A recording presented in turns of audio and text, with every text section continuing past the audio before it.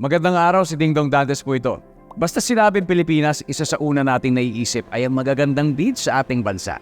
Andyan ang Boracay, El Nido, Panglao, nako, nakakamiss tuloy ang dagat. Pero what if habang nasa dagat ka, biglang lumindol ng malakas na halos hindi ka na makatayo?